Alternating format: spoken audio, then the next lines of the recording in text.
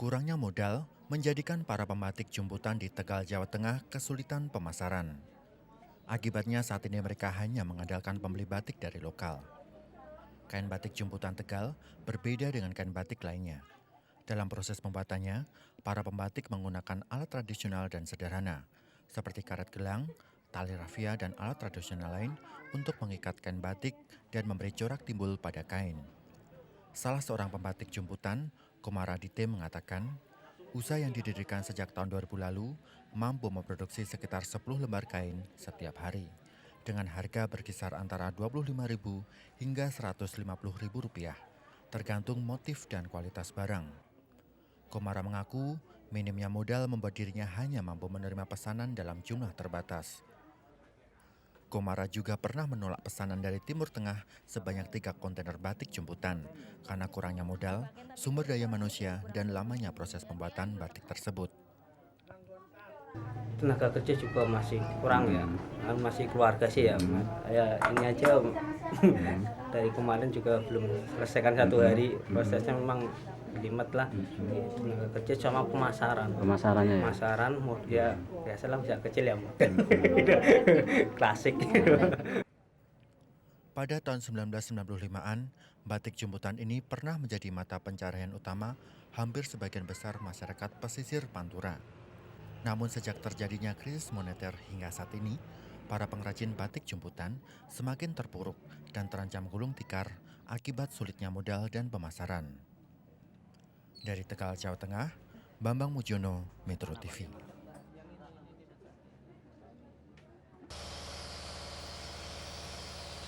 Agung Santoso, warga Imogiri, Bantul, Yogyakarta, memulai usaha kerajinan baki atau nampan sejak tahun 1996 yang lalu. Dengan memiliki 25 orang karyawan, Agung mengaku saat ini dirinya bisa memproduksi sekitar 200 buah baki kayu mahoni setiap hari, atau omsetnya mencapai 70 juta rupiah setiap bulan. Agung mengatakan 90% produk baki yang diekspor tanpa ditambahi polesan apapun. Selain baki, beberapa buyer asing seperti dari Jepang, Belanda, Spanyol, dan Australia juga meminta tempat buah atau tempat lilin dengan bahan baku kayu mahoni.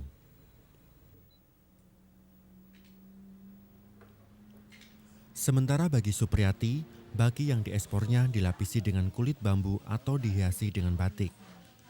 Supriyati mengaku setiap bulan dirinya mampu mengekspor sekitar 2.500 buah baki batik dengan harga rata-rata antara 80 hingga Rp110.000. Untuk memenuhi order dari buyer asing, dengan dibantu oleh 20 orang karyawannya, Supriyati mampu memproduksi sekitar 100 hingga 150 buah baki setiap hari. Dari Imogiri, Yogyakarta, Siono Sukondo, Metro TV.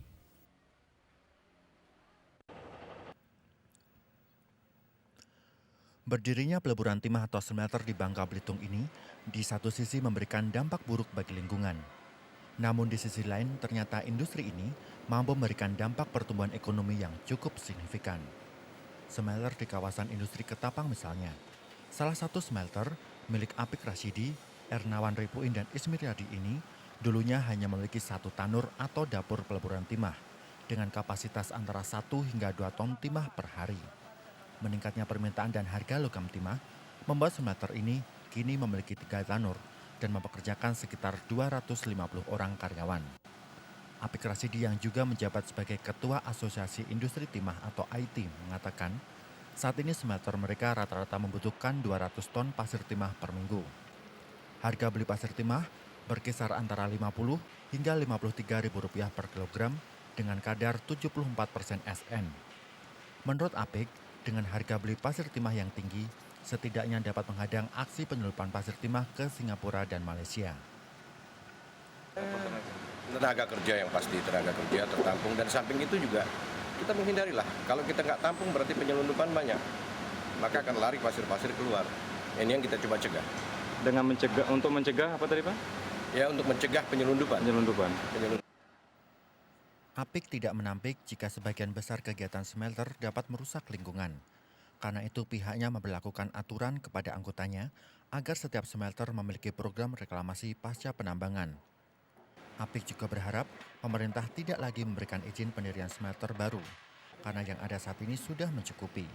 Tinggal meningkatkan kualitas, sehingga memacu harga jual yang lebih tinggi di pasar timah dunia. Dari Bangka Belitung, Faru Rosi, Metro TV.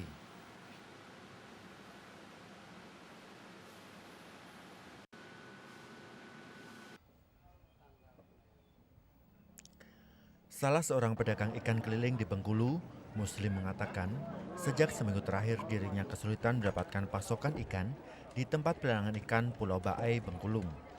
Sepinya tangkapan ikan ini selain akibat dampak kelangkaan BBM jenis ular, juga akibat cuaca yang tidak bersahabat.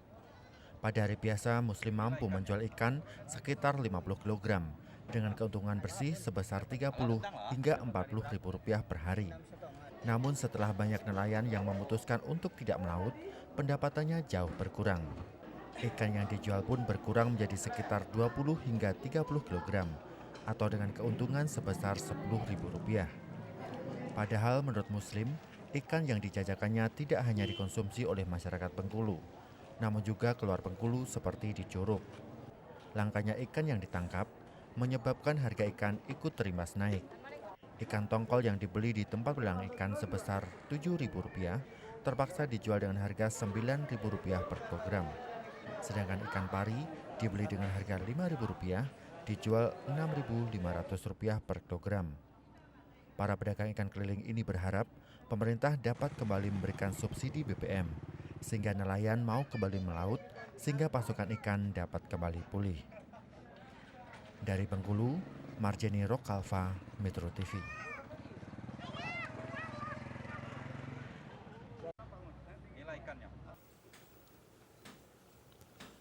Sentra kerajinan patung batu di Mojokerto ini terdapat di Desa Becijong, Jatipasar, dan beberapa tempat di Kecamatan Trowulan, Mojokerto.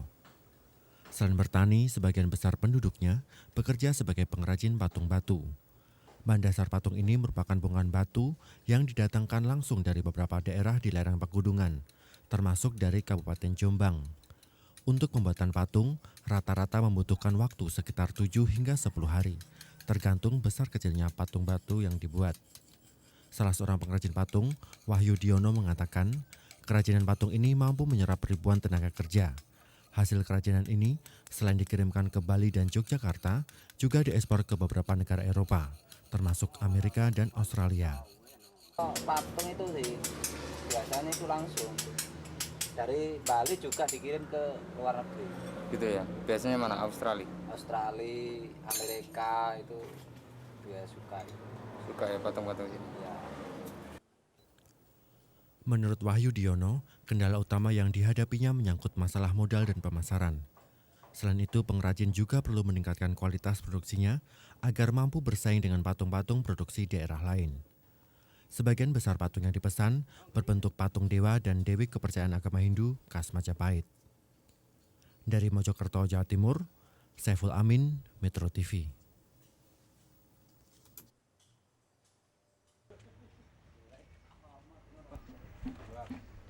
Kerajinan gerabah di Pemalang, Jawa Tengah sudah ada sejak zaman dahulu. Namun produknya hingga saat ini masih berkutat pada barang-barang tradisional seperti gentong, kuali, cowek, ataupun pot bunga. Sejak 4 tahun terakhir, produk gerabah terutama pot bunga mulai diminati oleh pasar ekspor. Namun sejak setahun terakhir, puluhan pengrajin gerabah yang bersentra di Kebon Dalem, Pemalang, Jawa Tengah terancam punah. Kurangnya dukungan pemerintah setempat dan permodalan menjadikan proses produksi gerabah terancam berhenti. Salah seorang pengrajin gerabah, Tri Kusmanto, mengatakan hasil kerajinan gerabah dari daerahnya sudah banyak dikenal hingga ke mancanegara. Karena selain memiliki motif dan pewarnaan yang khas, produk gerabah ini juga memiliki keistimewaan tersendiri. Menurut Kusmanto, setiap pengrajin mampu mendapatkan pesanan hingga 40 juta rupiah per bulan. Namun karena sebagian besar buyer membayar dengan giro, para pengrajin gerabah ini mulai kewalahan karena kekurangan modal. Kalau omset penjualan itu rata-rata kita itu berkisar antara 24 juta sampai dengan 27,5 sampai 28 per bulan. Tapi kalau dihitung rata-rata per harinya sulit, tergantung cuaca ya.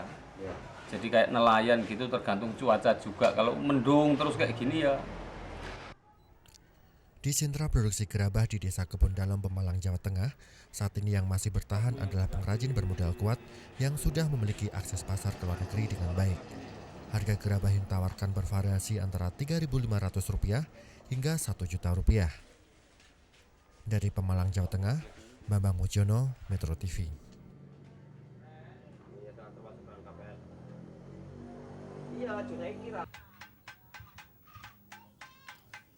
Terjadinya kelangkaan minyak tanah di beberapa daerah membuat permintaan kompor minyak tanah menurun drastis. Sejumlah pengrajin kompor di Wonosari, Yogyakarta mengatakan kelangkaan pasokan minyak akhir-akhir ini membuat mereka terpaksa mengurangi produksinya. Sementara sisanya terpaksa gulung tikar akibat anjloknya penjualan. Pada hari biasa, para pengrajin mampu menjual 3 hingga 4 kompor sehari. Namun dalam seminggu terakhir, mereka hanya mampu menjual rata-rata 4 hingga 6 kompor per minggu.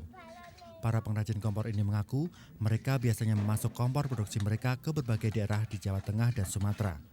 Rata-rata pengiriman kompor ke Sumatera mencapai 300 buah kompor setiap minggu dengan harga antara Rp60.000 hingga Rp80.000 per buah. Sedangkan untuk pasar lokal, kompor ini jual dengan harga antara Rp40.000 hingga Rp50.000. Kompor produksi Wonosari, Yogyakarta ini selain terkenal karena kuat, juga karena harganya murah. Karena biasanya para pengrajin menggunakan bahan baku drum bekas yang mereka beli dari berbagai perusahaan dengan harga Rp30.000 hingga Rp35.000 per drum dan bisa dijadikan menjadi 3 kompor minyak tanah. Para pengrajin kompor berharap pemerintah mau campur tangan mengatasi kelangkaan minyak tanah sehingga permintaan kompor dapat kembali meningkat. Dari Wonosari, Yogyakarta, Siono Sugondo, Metro TV.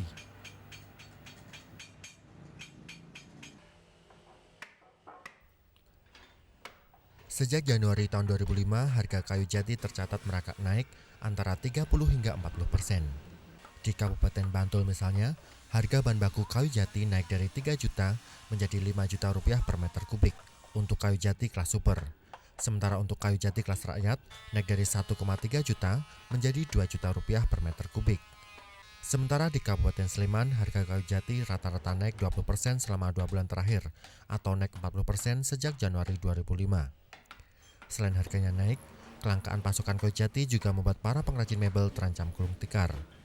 Para pengrajin yang masih tetap bertahan beroperasi mulai mengalami kesulitan menaikkan harga jual karena lemahnya daya beli masyarakat. Sampai saat ini para pengrajin mebel hanya mematok kenaikan harga antara 15 hingga 20% dari sebelum terjadinya kelangkaan kayu. Saat ini harga satu set meja tamu misalnya naik dari 3 juta menjadi 4 juta rupiah per unit. Sementara untuk perabot lain seperti meja kantor naik dari Rp500.000 menjadi Rp600.000. Meski harga sudah dinaikkan, namun para pengrajin mebel tetap merugi karena kenaikan harga jual seharusnya mencapai 40 hingga 45%. Dari Yogyakarta, Siono Sugondo, Metro TV.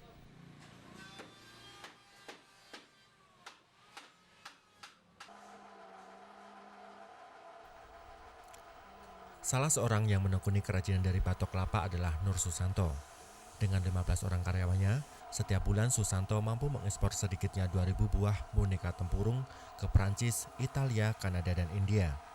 Dibandingkan dengan produk kerajinan lain yang berbahan baku tempurung, boneka tempurung menjadi produk andalan ekspor selama 2 tahun terakhir.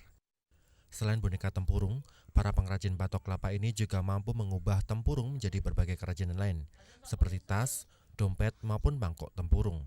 Sementara mengenai harganya sangat bervariasi.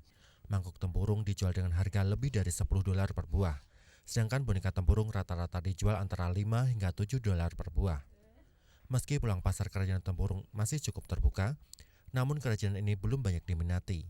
Padahal bahan baku tempurung tergolong murah dan mudah didapatkan, yakni antara Rp250 hingga Rp300 per kilogram untuk tempurung putih dan Rp15 per biji untuk tempurung tua berwarna hitam.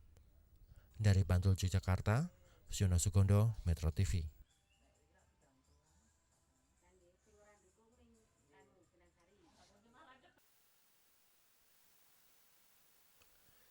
Salah satu kerajinan khas daerah Jawa Barat adalah wayang golek. Namun sejak terjadinya peledakan menara kembar WTC di Amerika dan bom Bali beberapa tahun lalu, omset penjualan menurun drastis. Menurut salah seorang pengrajin wayang golek, Maman Permana, penyebab menurunnya omset akibat menurunnya jumlah wisatawan yang datang. Selama ini Maman hanya mengandalkan kunjungan wisatawan yang datang ke galeri sekaligus tempat produksi pembuatan wayang goleknya. Maman mengaku saat ini jumlah karyawan tinggal 3 orang, dari sebelumnya 14 orang. Sementara omset penjualan anjlok dari 12 juta rupiah menjadi sekitar 2,7 juta rupiah per bulan. Kalaupun ada wisatawan yang datang ke Indonesia kan biasanya langsung ke Bali gitu kan. Jadi yang ke Bandung itu akhirnya semakin kecil gitu kan jumlahnya ininya kunjungannya gitu kan. Nah itu juga yang akhirnya membuat omset menjadi turun drastis gitu. Iya gitu. Maman mengatakan untuk mengatasi kendala pemasaran, dirinya pernah mencoba menitipkan produknya ke mal dan galeri seni. Namun hal ini tidak banyak membantu karena kurang lancarnya pembayaran. Saat ini Maman hanya bisa pasrah dan berharap kondisi ekonomi bisa kembali pulih seperti dulu. Dari Bandung, Jawa Barat, Thomas Pramono, Priyo Budi Susilo, Metro TV.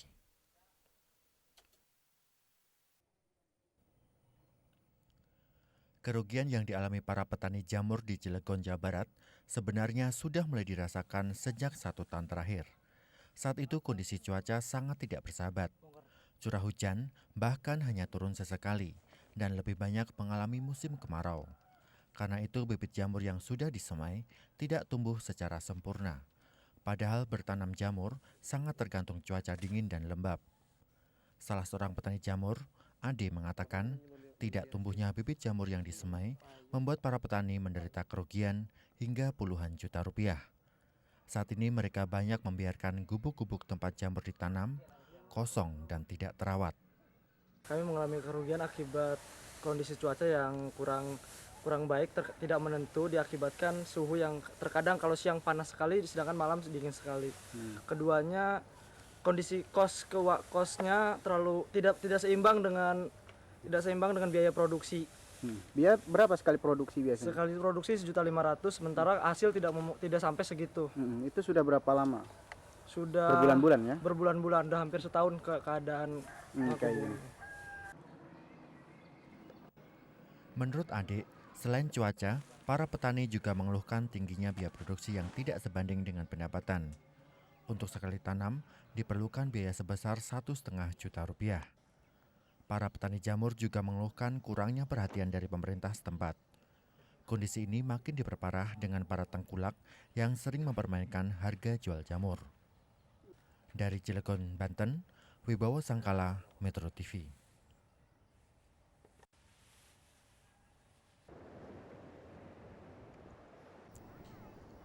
Para petani melati di Desa Kaliprau, Kecamatan Ulu Jami, Kabupaten Pemalang, dan Desa Swadadi, Kabupaten Tegal, Jawa Tengah, mengeluhkan hujan yang turun berkepanjangan, sehingga memukul petani melati tersebut. Menurut mereka, hujan yang deras menyebabkan bunga-bunga yang sudah mekar dan siap dipetik mulai rontok dan membusuk. Akibat banyaknya bunga melati yang rontok, pendapatan petani ikut berkurang. Merosotnya hasil panen kali ini diperkirakan hingga 70% dari biasanya. Sementara harga melati juga terimbas turun dari Rp15.000 menjadi hanya Rp9.000 per kilogram. Ya kalau banyak 1 ton, semuanya dapatnya segitu. Oh gitu. Tapi kalau waktu ini paling 2 kintal. Kemarin kemis lagi cuma dapat setengah kintal. Itu faktornya apa aja Bu? Bisa naik, bisa turun gitu? Bisa. Apa aja? Sebabnya apa? Sebabnya ininya nggak ada, bunganya kurang, pemakaiannya banyak. Para petani melati ini juga mengaku masih dirugikan dengan adanya tengkulak yang membeli hasil panen jauh di bawah harga pasar.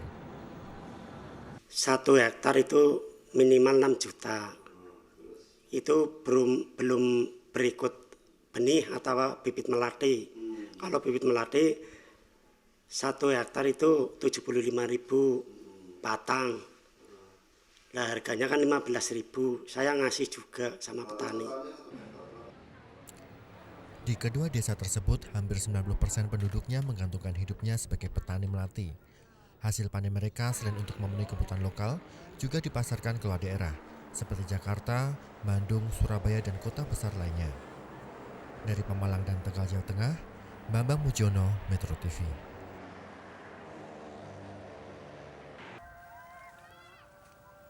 Ratusan petani kedelai di Lombok, Nusa Tenggara Barat mengeluh karena panen kedelai mereka tahun ini turun hingga 40%. Pada tahun sebelumnya, 1 hektar tanaman kedelai mampu menghasilkan 1 hingga 1,5 ton kedelai. Namun tahun ini hanya mampu dihasilkan kurang dari 1 ton kedelai. Para petani kedelai di Kediri, Lombok Barat yang menjadi salah satu sentra produksi kedelai di Nusa Tenggara Barat hanya mampu menghasilkan 700 hingga 800 kg kedelai per hektar. Sebelumnya mereka mampu memanen sekitar 1,2 ton kedelai per hektar. Salah seorang petani kedelai, Marzuki, mengatakan selain menurunnya produksi, harga jual kedelai juga ikut turun. Dari sebelumnya Rp400.000 turun menjadi Rp340.000 per 1 kuintal. Bahkan sebagian besar petani menjual kedelai ke tengkulak senilai Rp300.000 per kuintal. Potensi lahan kedelai di Nusa Tenggara Barat mencapai 50.000 hektar lebih dan mampu memproduksi kedelai hingga 600 ton setiap tahun. Namun pada musim tanam kedelai saat ini, produksi kedelai diperkirakan turun menjadi 450 ton per tahun. Dari Lombok, Nusa Tenggara Barat, Lalu Hasanuddin Shah, Metro TV.